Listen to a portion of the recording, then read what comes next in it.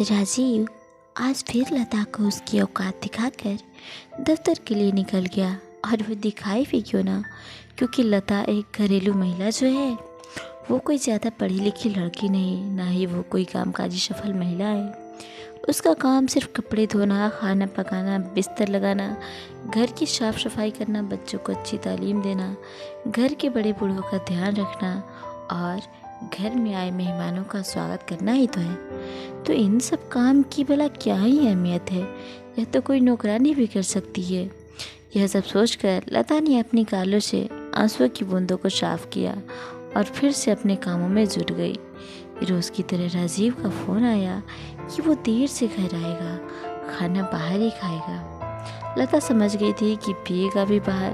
पहले तो लता रोज़ राजीव से इस बात के लिए लड़ती थी और वो यह कहकर फटकार देता है कि वो मेहनत करता है और कमाता है तो वो जो चाहे करे।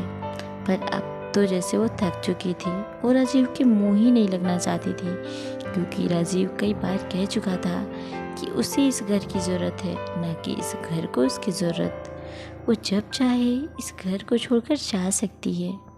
लता यह सोचकर चुप हो जाती है कि शायद राजीव सही कह रहा है।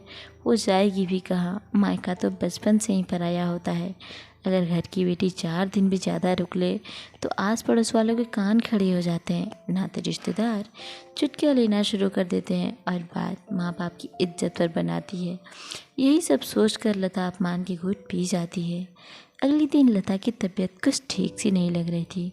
उसने न पा तो उसे बुखार था। लता ने घर पर ही रखी दवा ले ली और जैसे तैसे नाश्ता और बच्चों का टिफ़िन लगा दिया और कमरे में जाकर लेट गई। राजीव यह कहकर चला गया कि डॉक्टर को दिखा लेना। शाम तक लता का बुखार बढ़ गया। उसकी तबीयत में जरा भी सुधार नहीं हुआ। उसने राजीव को फ़ोन करा तो उसने कहा वो घर आते वक्त दवा लेता आएगा। राजीव ने लता के पास दवा रखी और कहा ले लो, क्योंकि उसने दवा लाने का इतना महान काम जो किया था, पत्नी तो ऐसा नहीं कर सकती थी। वो दवा दे दी और प्यार से उसके माथे पर हाथ भी फेरेगी। उधर सासू माँ ने खाना बनाकर आज रात के लिए यह मोहर लगा दी कि वाकई में इस घर को लता की ज़रूरत नहीं है। रात को लता ने खाना नहीं खाया। वो बेचैन होकर तड़प रही थी। उधर राजीव चैन की नींद सो रहा था। सोए भी क्यों ना, उसे अगले दिन काम पर जो जाना था।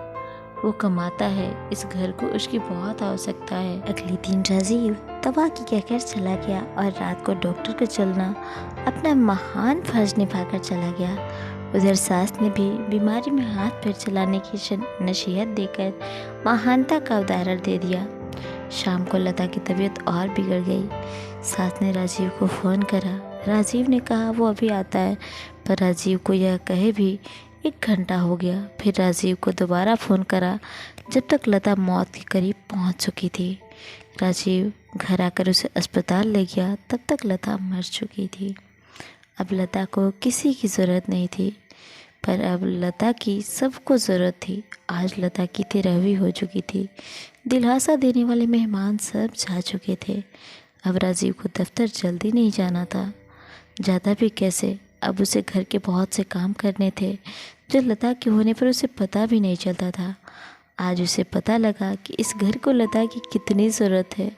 आज राजीव को अपने तौलिए, रुमाल, अपने दफ्तर की फाइलें, यहाँ तक कि वो छोटी छोटी चीज़ें जिसका उसे आभास भी नहीं था, वह नहीं मिल रही थी।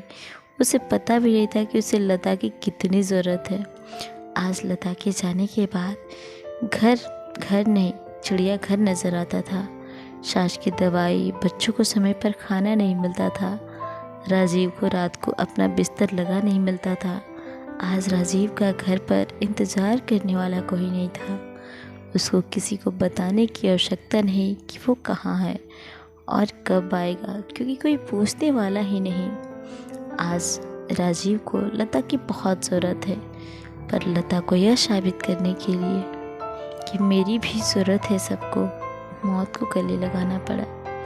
उसे अपनी अहमियत बताने के लिए इस दुनिया से विदा होना पड़ा। आज सबने मान लिया कि लता को इस घर की नहीं, इस घर को लता की ज़्यादा ज़रूरत है। सो फ्रेंड्स, आपको ये कहानी कैसी लगी हमें कमेंट करके ज़रूर बताएं और इस कहानी को ना आप ज़्यादा से ज़्यादा शेयर करें। तो मिलते हैं ऐसे ही किसी दूसरी कहानी में। तब तक के लिए नमस्कार, प्रणाम। अपना ख्याल रखें, अपनों का ख्याल रखें। Bye bye.